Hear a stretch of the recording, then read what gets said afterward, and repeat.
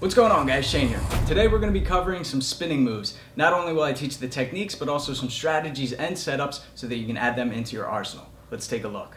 Alright, let's break down these techniques based on range, starting with the closest range shots and then working our way out for long distance. So the first one is going to be a spinning back elbow. On its own, it looks like this. Close range shot, which means we have to be on the inside. Great way to set it up is when our opponent throws a jab. Now the jab is double the length of an elbow, right? Which means we have to get on the inside, and we do that by moving our feet closer to our opponent. So when they throw the jab, I'm not only going to take my head off the center line and slip, but I'm also going to step with my lead foot, getting it a little bit closer, but I also have to bring the rear foot in closer. I'm going to do that as I spin and throw the elbow, like this. Okay? Now when you make contact, you can come back the way you came, or you can continue to follow through and end up in the clinch. So it looks like this. They throw the jab, slip, then you can work your knees, elbows, what have you. Let's work our way out a little bit more for the spinning back fist. Same motion, we're just going to extend our arm now and hit with the back of our hand. So on its own, it looks like this. A lot of power in these shots, and that's the beauty of these spinning moves, is they pack a ton of momentum. So if you land them, it's almost a guaranteed knockout. However, there's obvious risks involved. I'm taking my eyes off my opponent for a split second, and I'm turning my back to them. All right, so there's pros and cons. So how can you set up this spinning back fist? Great way is after they catch your teep, right? Throw a front push kick, and it's very common that they just throw it off to the side, knock you off balance, heavy on your feet so they can land low kicks. What we're gonna do is continue our spin and land the spinning back fist. So we throw the teep, they catch it, they throw it, boom. They'll run right into your back fist. Now a little variation, instead of hitting with the back of your hand, you can go palm down and turn it into a hammer fist. There's less padding on the glove right there, so it's going to do more damage to your opponent, but it's also going to do more damage to your hand. So again, pros and cons, weigh them out. Let's work our way out a little bit more and start using some kicks now. So the third is going to be the wheel kick or the spinning heel kick. Looks like this.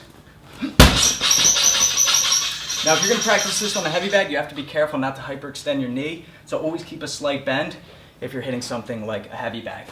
Now, the great way to set this one up is with a throwaway jab. So what I like doing is throwing a cross, and the throwaway jab is just a flicker jab. It's just a nuisance. It's just to get them to blink and react, but it's actually just a way to start my spin, really. So it's cross, throwaway jab into the wheel kick. So practice it. Again, the jab isn't meant to do damage. It's not even meant to make contact. It's just to get them to blink, to react, to stop them, and to start your spin in your rotation. So once again, it's cross. A little sloppy on that one. Okay, the fourth one now is going to be a tornado kick. So this one is great after you've missed with a roundhouse kick. And you're starting to see that the range on the actual strike that we throw depends on the setup that we use, but it's also the positioning and the distance. If the last thing that I see is my opponent rushing in when I'm here, then I'm not going to throw a long range attack because I'm going to get jammed up, right? But if I throw a shot and I see he's moving in, he's real close to me, the last thing I see, then I'm going to throw something short like a spinning elbow, okay? Let's go to number 4, which is the tornado kick. I throw a round kick. Let's say they pull and they lean back. Well, I know they're still in that same position because they're heavy on their feet, so I'm going to go round kick into the tornado. Okay, so let's break down that kick. I can go to the body, I can go to the head with the round kick. Let's say I miss completely. I put this foot down and I lift the opposite knee up high. It goes out on an angle, and this is what pulls me up in the air in this direction.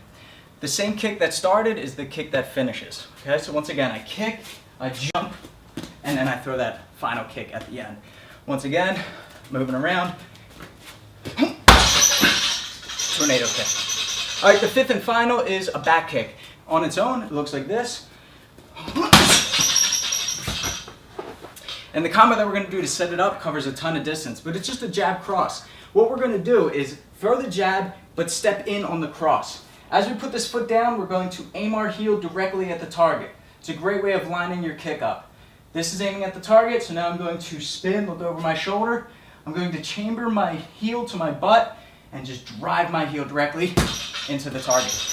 Okay? So in full, jab cross, step in, and throw the spinning back kick.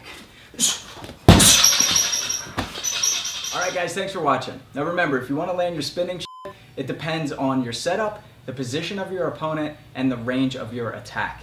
Be sure to subscribe to get the fight tips before your opponent does. Until then, I'm Shane with Fight Tips for the Underdogs.